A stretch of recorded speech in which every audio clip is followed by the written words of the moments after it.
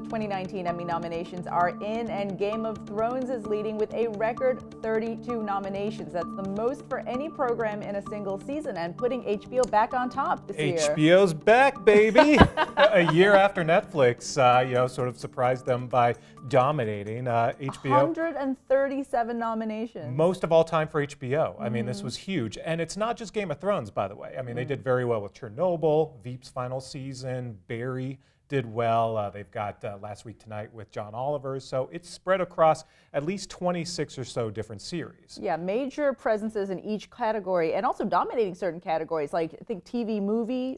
3 of those programs were HBO programs. But, Netflix, nothing to be embarrassed about. 117, which is also a new record That's the most for them. Yeah. And across 40 different shows. So that volume strategy is still paying off for them. And it'll continue to pay off in the years to come, especially next year when there is no Game of Thrones. Right. So this is the long game. Netflix is playing the long game. Amazon did very well as well. Yeah, 47 nominations total. Yeah, including 20 for Marvelous Mrs. Maisel, which means that show's definitely still in the hunt for the comedy award as it goes up against Veep and a bunch of newcomers. Good year for them. Speaking of newcomers, a lot of freshman series making a splash too. You have Succession, Pose, Yeah. Russian Doll. Yeah, Fleabag.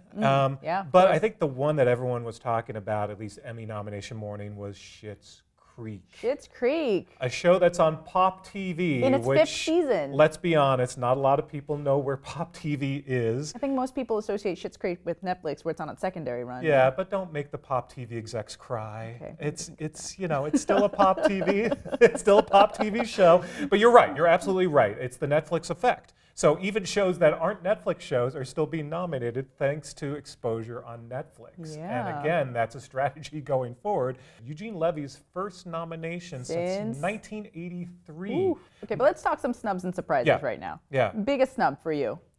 Biggest snub for me, I was a little surprised that Kominsky Method was not nominated in the Outstanding Series, Comedy Series category. Although Michael Douglas and Alan Arkin both picked up So nominations in their categories. They did very well. I think Chuck Lorre was, thinking maybe this might be time for him because he did win at the Golden Globes. Yeah. What else was a big surprise for you? For me, it was Nailed It.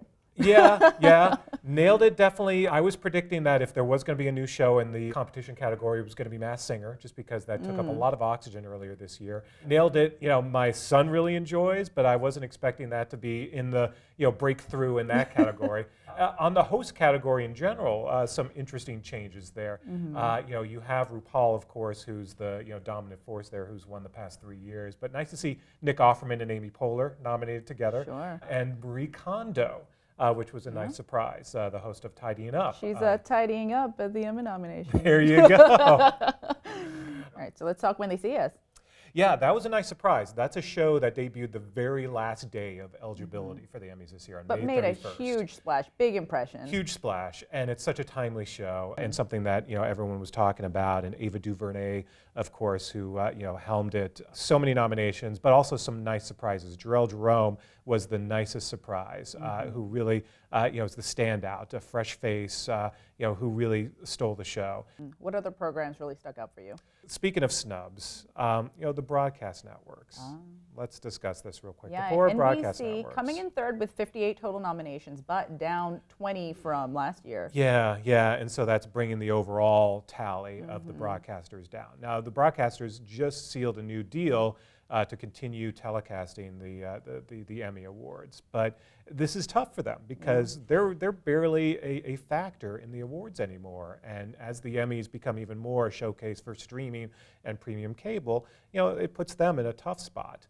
NBC had some nice wins. Saturday Night Live continues to dominate. Sure, think about 18. 18 and until the end of time. This Is Us, still doing very well. Yeah. Nice nomination for Milo Ventimiglia and Mandy Moore, first time ever. So that show continues to impress. Yeah, I mean, right now we're really talking about it. It seems like every year now we're talking about HBO versus Netflix, and then Amazon making a little notch up every year. Yeah, but everyone else, far below the triple digits of HBO and Netflix. Those are the two 800-pound gorillas. And HBO next year won't have Game of Thrones. Yeah, that's the big question. I know it's too early to start I know. looking that far Suddenly into the we're future. talking about 2020, but what do you think about next year? I mean, next year will be interesting because we already see a number of contenders out there. Sure. Big Little Lies, of course, a show that's on right now, but too late for Emmy consideration this year. Stranger Things. It's funny, a number of shows that we're talking about right now in the pop culture, but won't be eligible until next year. Although Handmaid's Tale not eligible for a series nomination, but still picked up 11 nominations because... That's the interesting trivia about the Emmys. You know, they had some dangling episodes that weren't eligible last year, but were still eligible for this year's nominations. But next year will be back in full force, so Hulu, once again, will be back in the game. Overall, I gotta say, I don't know about you, but I'm feeling pretty good this year. I feel like social Emmy media voters, reaction seems like everybody's pretty pleased out there too. Yeah. Now, I don't know how you felt about the Game of Thrones finale. That's the one thing. It's so funny.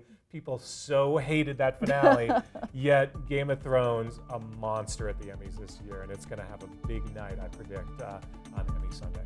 For more news and information, make sure you're checking Variety.com. The Emmys air on September 22nd. Can I take a nap now?